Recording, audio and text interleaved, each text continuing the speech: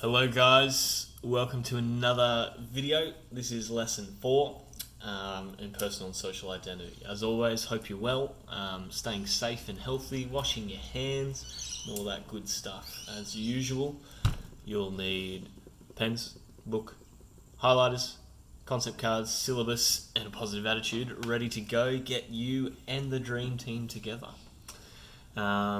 Our dot point today on page 31 of the syllabus, you'll want to highlight the third one down, which is the role of socialization and the influence of agents of socialization on the development of personal and social identity. Quite a mouthful, right? So essentially, this will lead into the next dot point really well. So it's going to be a bit of a shorter lesson today, but it's just looking at the process of socialization, getting some notes down on that, just so we're really clear on what that looks like. So when we go into more depth of the agents of socialization later, we'll be good to go. So go to slide 2 of lesson 4, copy that down, subheading in the 3 paragraphs, and I'll talk you through it.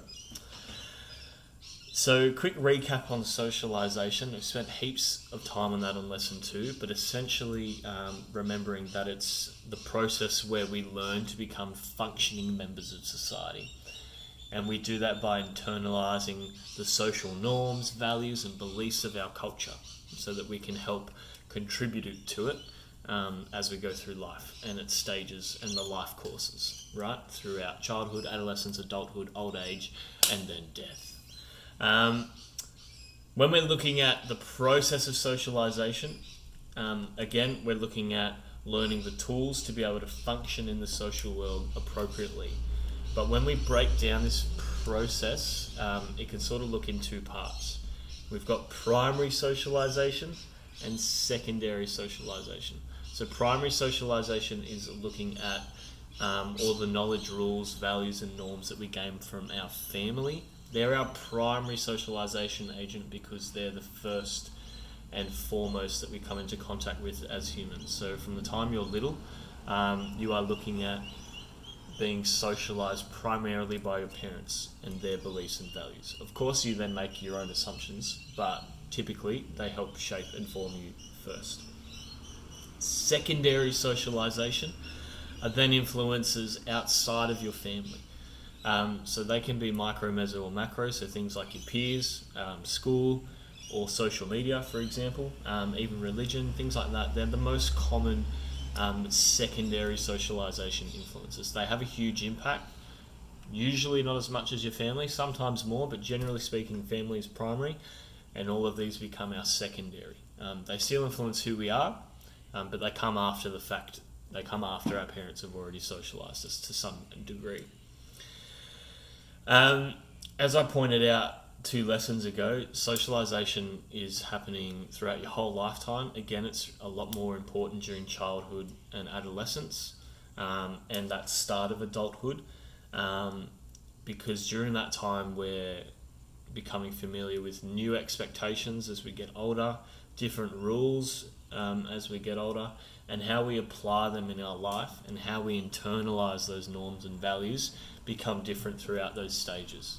And that in turn obviously reflects our identity, our inner self, as well as our social self and how we portray to the world. So that's sort of the process there in a bit more depth. It's just looking at mainly those 2 types. You've got primary and secondary. If we go now to slide 3, I want you guys in your books to create sort of a mind map of socialization agents. So I've listed them all here, or not all of them, but sort of the main ones. We've got family, peers, media, culture, school, society, gender, sexuality, social class, and beliefs. Okay, so what I want you guys to look at when you are doing this is telling me how do each of these influence how you grow up. How do they influence your identity? How do they influence your socialization? Okay, I want you guys to elaborate on that for me.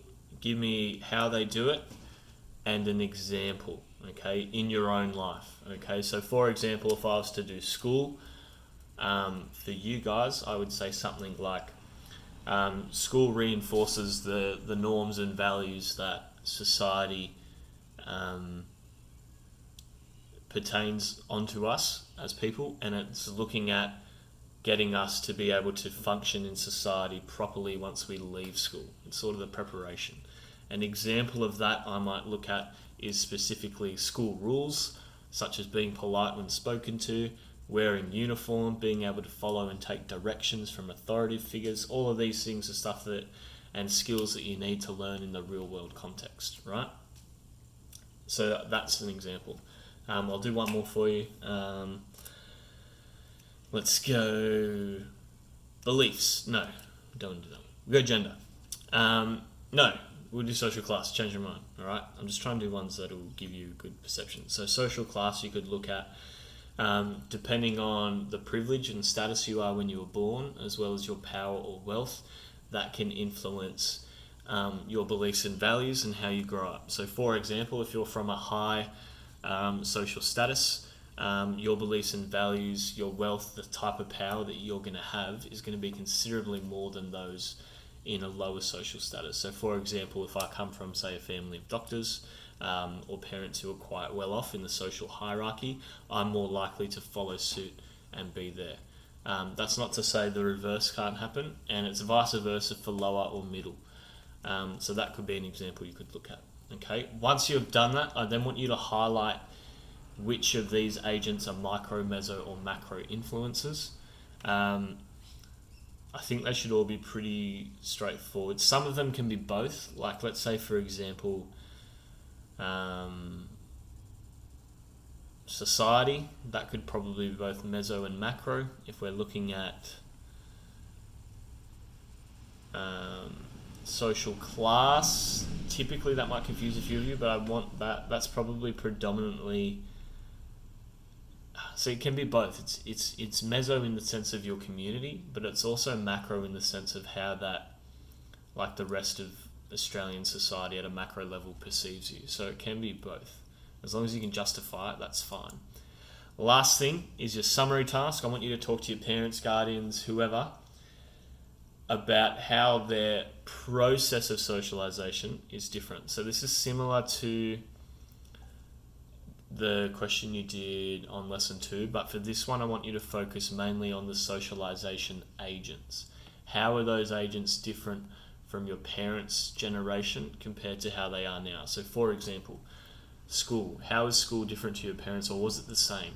It remains relatively unchanged. If we look at, say, something like media, because technology's changed so much, that'll be a big difference. If we look at even views on gender and sexuality, that has changed rapidly in the last 50, 60 years. So how they grew up and experienced that may be very different to how you've grown up and experienced that. So I want you to talk to them about that and write some differences there. Do you do them for all the agents or some of them? Pick your top 5 and talk to them about that. That's it for the lesson. As usual, take photos of your work, upload it to Classroom, and I'll see you in the next video. Thanks for tuning in. Bye-bye. Stay safe.